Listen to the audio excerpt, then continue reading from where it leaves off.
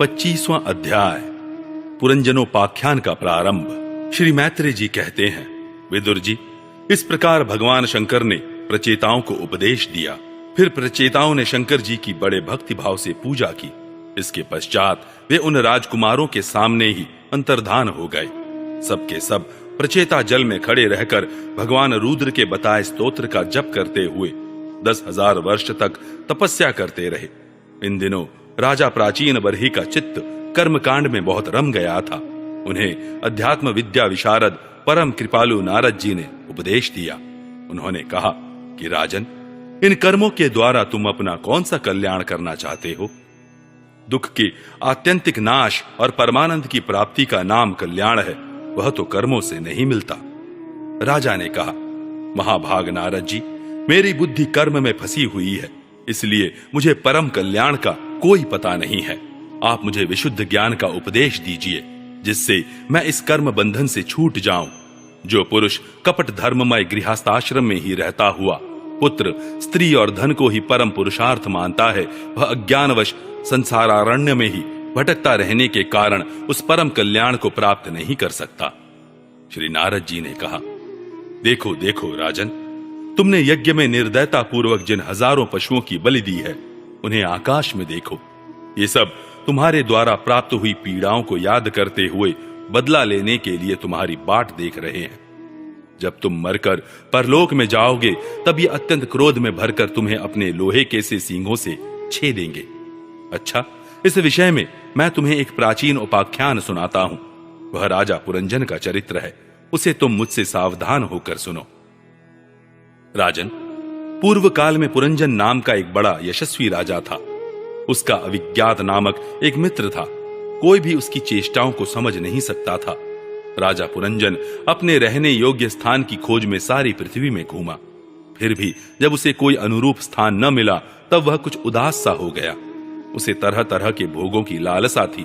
उन्हें भोगने के लिए उसने संसार में जितने नगर देखे, उनमें से कोई भी उसे ठीक न जचा। एक दिन उसने हिमालय के दक्षिण तटवर्ती शिखरों पर कर्मभूमि भारत खंड में एक 9 द्वारों का नगर देखा। वह सब प्रकार के सुलक्षणों से संपन्न था।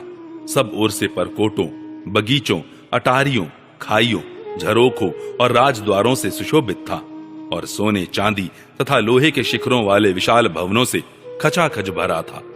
उसके महलों की फर्शें नीलम, स्फटिक, वैदूर्य, मोती, पन्ने और लालों की बनी हुई थी। अपनी कांति के कारण वह नागों की राजधानी भोगवतीपुरी के समान जान पड़ता था। उसमें जहां तहां अनेकों सभा भवन, चौराहे, सड़कें, क्रीड़ा भवन, बाजार, विश्राम स्थान, ध्वजा पताकाएं और मूंगे के चबूतरे सुशोभित थे। उस नगर के बाहर दिव्य वृक्ष और लताओं से पूर्ण एक सुंदर बाग था। उसके बीच में एक सरोवर सुशोभित था। उसके आसपास अनेकों पक्षी भांति भांति की बोली बोल रहे थे तथा भौरे गुंजार कर रहे थे। सरोवर के तट पर जो वृक्ष थे, उनकी डालियां और पत्ते शीतल झरनों के जलकणों से मिली हुई वासंती वायु के झकोरों से हिल रहे थे और इस प्रकार वे तटवर्ती भूमि की शोभा बढ़ा रहे थे।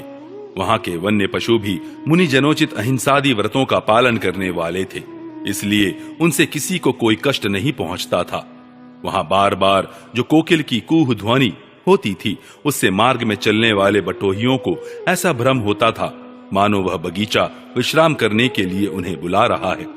राजा पुरंजन ने उस अद्भुत वन में घूमते घूमते एक सुंदरी को आते देखा, जो अकस्मात उधर चली आई थी।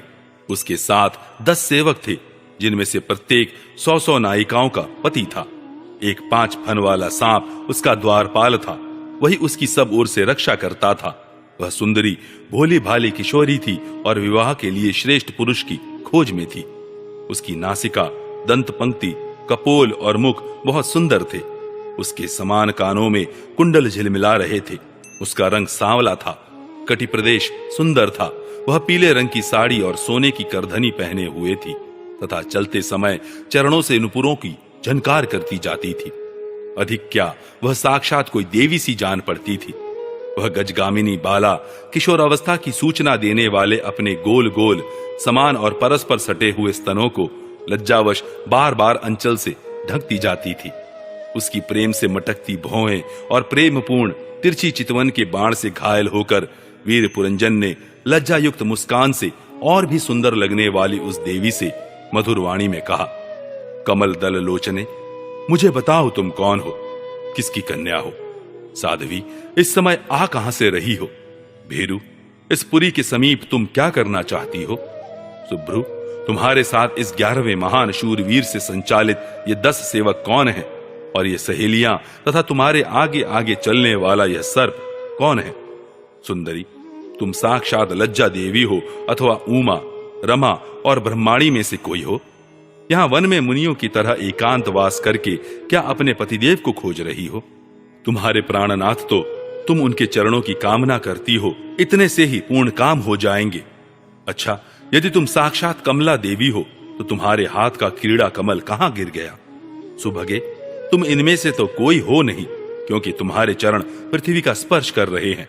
अच्छा, यदि तुम कोई मानवी ही हो तो लक्ष्मी जी जिस प्रकार भगवान विष्णु के साथ वैकुंठ की शोभा बढ़ाती हैं, उसी प्रकार तुम मेरे साथ इस श्रेष्ठ पुरी को अलंकृत करो। देखो, मैं बड़ा ही वीर और पराक्रमी हूं, परंतु आज तुम्हारे कटाक्षों ने मेरे मन को बेकाबू कर दिया है। तुम्हारी लजीली और रतिभाव से भरी मुस्कान के साथ बहुओं के संकेत पाकर यह शक्तिशाली कामदेव मुझे पीड़ित कर रहा है। इसलिए सुंदरी, अब तुम्हें मुझ पर कृपा करनी चाहिए। शुचिस्मिते, सुंदर भौहें और सुगढ़ नेत्रों से सुशोभित तुम्हारा मुखारविंद इन लंबी लंबी काली अलकावलियों से घिरा हुआ है। तुम्हारे मुख से निकले हुए वाक्य बड़े ही मीठे और मन हरने वाले हैं, परंतु वह मुख तो लाज के मारे मेरी ओर होता ही नहीं। जरा ऊंचा करके अपने उस सुंदर मुखड़े का मुझे दर्शन तो कराओ। श्री नारद जी ने कहा, वीरवर, जब राजा पुरंजन ने अधीर से होकर इस प्रकार याचना की, तब उस बाला ने भी हंसते हुए उसका अनुमोदन किया। वह भी राजा को देखकर मोहित हो चुकी थी। वह कहने लगी, नरश्रेष्ठ, हमें अपने उत्पन्न करने वाले का ठीक ठीक पता नहीं है, और न हम अपने या किसी दूसरे के नाम या गोत्र को ही जानती हैं। वीरवर, आज हम सब इस पुरी में हैं, इसके सिवा मैं और कुछ नहीं जानती। मुझे इसका भी पता नहीं है कि हमारे रहने के लिए यह पुरी किसने बनाई है। प्रियवर, ये पुरुष मेरे सखा और स्त्रियां मेरी सहेलियां हैं, तथा जिस समय मैं सो जाती हूं, यह सर्प जागता हुआ इस पुरी की रक्षा करता रहता है। शत्रुदमन, आप यहां पधारे, यह मेरे लिए सौभाग्य की बात है। आपका मंगल हो। आपको विषय भोगों की इच्छा है, उसकी पूर्ति के लिए मैं अपने साथियों सहित सभी प्रकार के भोग प्रस्तुत करती रहूंगी। प्रभु, इस 9 द्वारों वाली पुरी में मेरे प्रस्तुत किए हुए इच्छित भोगों को भोगते हुए आप सैकड़ों वर्षों तक निवास कीजिए। भला आपको छोड़कर मैं और किसके साथ रमण करूंगी? दूसरे लोग तो न रति सुख को जानते हैं, न विहित भोग को ही भोगते हैं, न परलोक का ही विचार करते हैं, और न कल क्या होगा इसका ही ध्यान रखते हैं। अतएव पशुतुल्य हैं। अहो, इस लोक में गृहस्थाश्रम ही धर्म, अर्थ, काम, संतान सुख, मोक्ष, सुयश और स्वर्ग आदि दिव्य लोकों की प्राप्ति हो सकती है। संसार त्यागी यतिजन तो इन सब की कल्पना भी नहीं कर सकते। महापुरुषों का कथन है कि इस लोक में पितर, देव, ऋषि, मनुष्य तथा संपूर्ण प्राणियों के और अपने भी कल्याण का आश्रय एकमात्र गृहस्थाश्रम ही है। वीर शिरोमणे, लोक में मेरी जैसी कौन स्त्री होगी जो स्वयं प्राप्त हुए आप जैसे सुप्रसिद्ध, उदार चित्त और सुंदर पति को वर्ण न करेगी। महाबाहो, इस पृथ्वी पर आपकी सांप जैसी गोलाकार सुकोमल भुजाओं में स्थान पाने के लिए किस कामिनी का चित्त न ललचाएगा।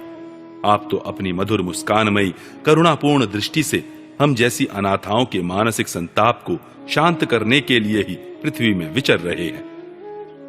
श्री नारद जी कहते हैं, राजन, उन स्त्री पुरुषों ने इस प्रकार एक दूसरे की बात का समर्थन कर फिर 100 वर्षों तक उस पुरी में रहकर आनंद भोगा।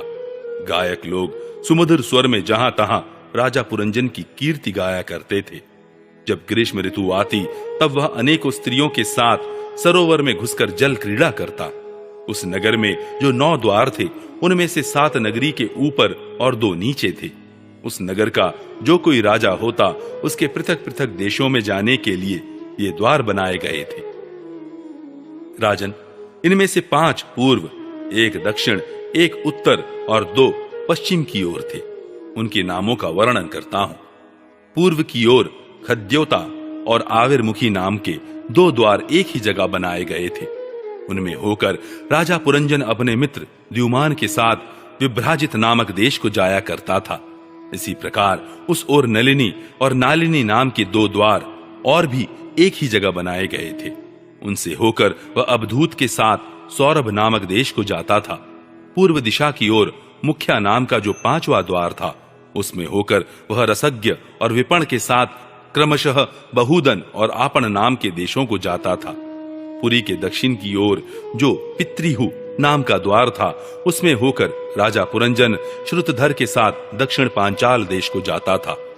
उत्तर की ओर जो देवहु नाम का द्वार था, उससे श्रुतधर के ही साथ वह उत्तर पांचाल देश को जाता था। पश्चिम दिशा में आसुरी नाम का दरवाजा था, उसमें होकर वह दुर्मद के साथ ग्रामक देश को जाता था तथा निर्ऋति नाम का जो दूसरा पश्चिम द्वार था, उससे लुब्धक के साथ वह वैशस नाम के देश को जाता था। इस नगर के निवासियों में निर्वाक और पेशस्कृत ये 2 नागरिक अंधे थे। राजा पुरंजन आंख वाले नागरिकों का अधिपति होने पर भी इन्हीं की सहायता से जहां तहां जाता और सब प्रकार के कार्य करता था। जब कभी अपने प्रधान सेवक विशुचीन के साथ अंतःपुर में जाता, तब उसे स्त्री और पुत्रों के कारण होने वाले मोह, प्रसन्नता एवं हर्ष आदि विकारों का अनुभव होता। उसका चित्त तरह तरह के कर्मों में फंसा हुआ था और काम परवश होने के कारण वह मूढ़ रमणी के द्वारा ठगा गया था। उसकी रानी जो जो काम करती थी, वही वह भी करने लगता था। वह जब मद्यपान करती, तब वह भी मदिरा पीता और मद से उन्मत्त हो जाता था। जब वह भोजन करती, तब आप भी भोजन करने लगता, और जब कुछ चबाती, तब आप भी वही वस्तु चबाने लगता था। इसी प्रकार कभी उसके गाने पर गाने लगता, रोने पर रोने लगता, हंसने पर हंसने लगता और बोलने पर बोलने लगता। वह दौड़ती तो आप भी दौड़ने लगता, खड़ी होती तो आप भी खड़ा हो जाता, सोती तो आप भी उसी के साथ सो जाता और बैठती तो आप भी बैठ जाता। कभी वह सुनने लगती तो आप भी सुनने लगता, देखती तो देखने लगता, सूंघती तो सूंघने लगता और किसी चीज को छूती तो आप भी छूने लगता। कभी उसकी प्रिया शोकाकुल होती तो आप भी अत्यंत दीन के समान व्याकुल हो जाता। जब वह प्रसन्न होती, आप भी प्रसन्न हो जाता और उसके आनंदित होने पर आप भी आनंदित हो जाता।